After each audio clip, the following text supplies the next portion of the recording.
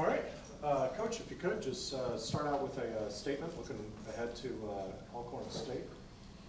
Well, I think after 8 weeks of spring football and fall camp, getting ready to play, we're excited to be in the game week. Looking forward to having the opportunity to go out against a different team and see exactly where we are.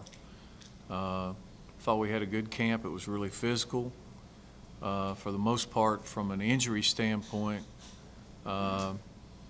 we should have gone into the game pretty healthy.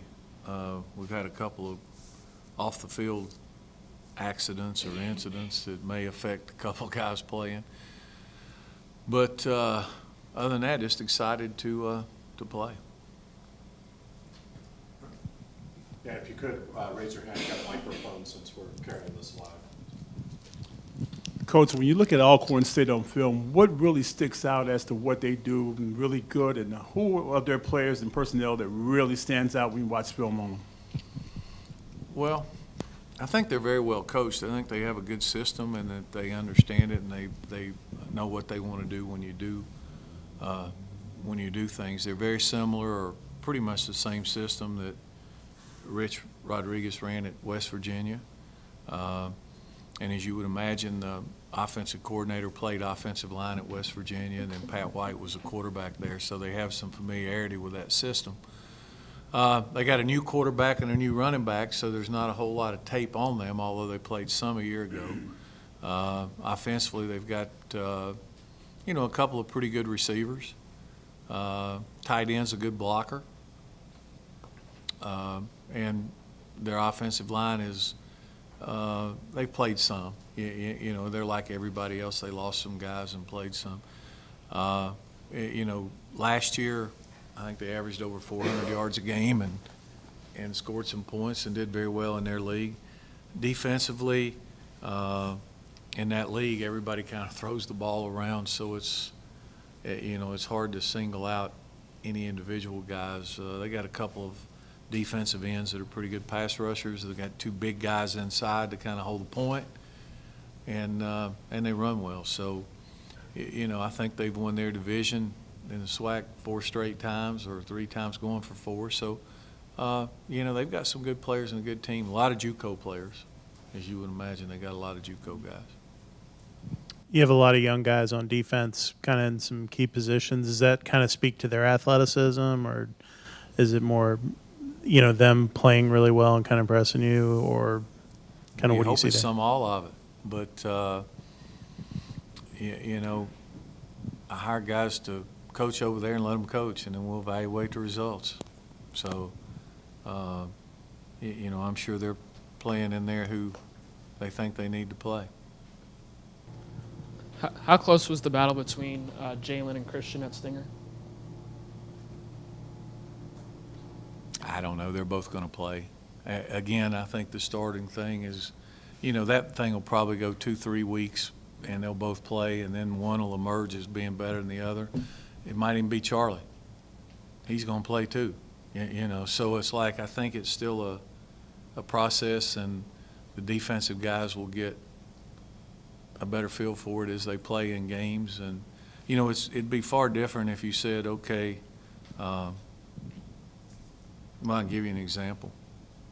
Taquan Marshall is the starter.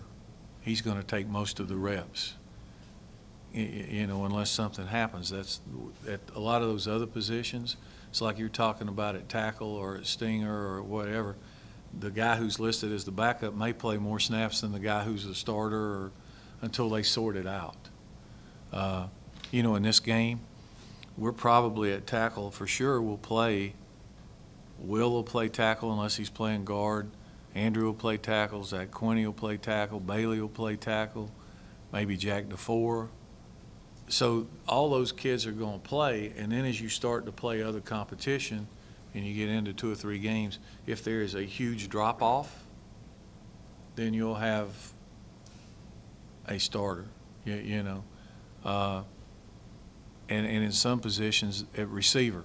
Right now, with the guys who are injured, with Adonicus out and with Steve with his hand, more than likely that's going to be a three-man rotation, with Malachi Carter being the third guy who's a true freshman.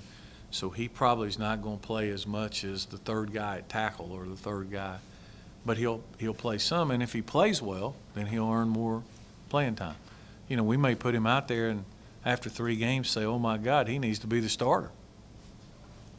You know, but that's kind of how that unfolds. Some of your better teams have been ones that have experienced backfields, with whether it's the quarterback or the slots or the B-back. This seems like a year where you have some good experience, but also a lot of talent kind of behind them with some younger guys. Do you feel like you have that potential to be more explosive on offense with those weapons? Well, you would hope so. We got a lot of those guys back. Certainly Taquan should be better after a year of playing. You know, Quay and Clinton, if they can stay healthy, have played a lot of football. Nathan Cottrell's played a lot. So you got 3 guys there.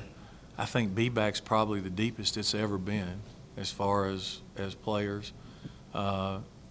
Once we get Kenny back, if we get Kenny back after the first week, we're probably going to be as deep on the offensive line as we've been in a long time.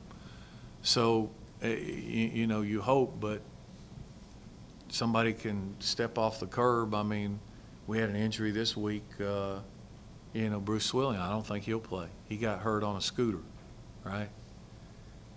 The ones that you ride with no helmet, that you fly down the road, yeah, it's just kind of waiting for it to happen. But so you just don't know. Things like that happen. So you know, you got to stay healthy. You got to, just like with Lucas getting hurt. I mean, that's a big injury. People say it was a backup quarterback, but it changes everything. It changes James Graham from being a receiver. It changes the position where you had a lot of depth. He's a guy that could go in and throw the ball if you got in a situation like that. And it was just freak. It was just non-contact. He just takes a step and boom. And so historically, the years that you have really good teams are the years that you can stay away from injuries and you know, guys can play and you win the close games. Hey, Coach, assuming Taquan and others don't fall off scooters the rest of the year, and you guys are healthy, how high is the limit in terms of your success and what you guys can accomplish this season? Well, you got 12 games. You'd hope to try to win them all. I mean, that's I tell those guys, it sounds cliche, we're worried about the first one. And this first game, I got a lot of respect for Alcorn. You watch them, they're well coached, whatever. We're playing Georgia Tech. I mean, to me, it's no turnovers, no penalties, special teams, all those things that will lose you a game early in the season. We've got to go out there and take care of that and play with some fire and some enthusiasm. I mean, you spend an awful lot of time getting ready to play football, to play 12 games or 13 games or ever what you get. Well, you better enjoy it when you get out there. Don't last long. I'm curious, you'd mentioned before about deciding to change the discipline policy with, you know, holding guys out. I'm curious, when did you come to that, and was there kind of a Yeah, I came to it this fall. okay. Is that something you've been contemplating, or Yeah, I'm tired of punishing the coaches and myself getting up at 6 to run every morning. Well, we're not getting up because we're usually here, but doesn't seem to affect some of the guys. It's usually the 90-10 rule. 10% of the guys cause 90% of the problems. And I don't think we ask guys to do a whole lot. I mean, we ask them to go to breakfast if you got a class before 10. We ask them to go to class, and we ask them to go to study hall and be on time. It's not real hard. That's a lot less than you could probably get asked to do at your job. So part of that is taking accountability and training and being responsible to your teammates. Now, once in a while, something's going to happen. You know, I got to interpret that. I mean, if I've got a guy who take Parker Braun. Parker's been here for 3 years. He's never missed anything. My knowledge, never missed a class, never missed breakfast check, never missed. If all of a sudden he misses a breakfast check and he calls in and goes, oh my God, coach, 5 minutes late, my clock didn't go off. Okay, I got you. Now, if I got another guy who does that who's missed 25, probably not going to listen as much. So that's kind of the way it works. I'm just curious, a quick follow-up to that. Has In your view, has discipline not really been a problem here before, or has your I don't bar think- just changed? I don't think discipline is a problem as a general rule here, because of the type of player that you get, the type of individual you get. But I really do believe that little things are important. And the more I can teach the fact that little things are important, I think that has a lot to do with whether or not you win close games, with whether or not you do all those things. And you just need to be accountable. You know, when we recruit guys, and I go into a home and I tell their mom and dad, one, we're going to try to make them the best football player. We're going to make sure they get their degree, and we're going to try to make them the best citizen, the best person they can be. Then I take that serious. And if I'm going to try to make them the best citizen, the best person they can be, I need to teach them some accountability somewhere along the way. And I think that's part of it. We don't have I don't have discipline problems where every Monday morning I get a call from the Atlanta Police Department, or I get woke up at 2 in the morning because they're brawling over at some club in Midtown, or that's not what I'm talking about. And those things are handled far differently. You know, the DUIs, the domestic violence, all that stuff. I'm just talking about little things like going to class, going to breakfast when you're supposed to, showing up for academic meetings, going to study hall. I mean, all those things that are designed to help those guys achieve getting that degree and being successful, I want them to take some accountability in doing it. It's part of growing up. I was saying, you referenced close games. Can't that sort of impact perhaps even moments in certain moments in I can't games? point to an instance where a guy missed a breakfast check that lost a close game. But I just think that Might it depend all- what you have for breakfast, or? Yeah, I think it all kind of plays in. Yeah, Coach, what do you want to take away from Saturday's game? What's the main thing you're looking for, and what do you really want to take away from the game Saturday? I want to win the game, and I'd like for our guys to go out and perform well. We need to be better in all the areas we've identified. Special teams is huge. I'd like to, if we get in a situation where we're in a last drive before half, last drive of the game, last drive before that, I'd like to see some improvement. Consistency, negative plays on defense, some big plays on offense. Just play a good football game, and then we'll build from there. You know, when you play yourself, sometimes it's a false sense of whatever. You might think that you're really good in one area, but the truth is you're really bad in that area on the other side. Or you might think you're really bad in that area on the other side, and the truth is you might be really good in that area with the guys you're playing against. So you don't really know until you play other people for a couple of weeks and get a better feel for it, you know. 2 or 3 more for Coach.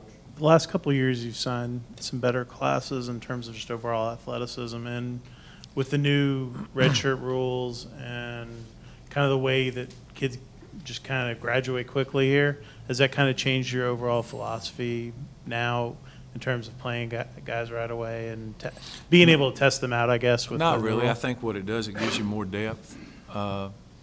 We've always felt, I've always told the coaches, hey, if you got a guy who can help us win, he needs to play. And sometimes because of injuries, guys who maybe shouldn't have played had to play just because of depth.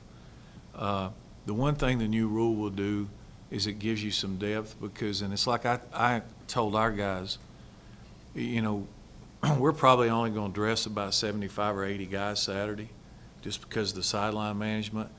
And I don't want a bunch of guys over there that you just throw into the game if the game gets out of hand one way or the other or whatever, and you waste a game on, I mean, come game 6, we might need some of those kids to play 4 games on special teams or whatever. Now, if we know that one of those kids, one of those freshmen is going to play all year, then if we can get them in the game on Saturday, yeah, we want to.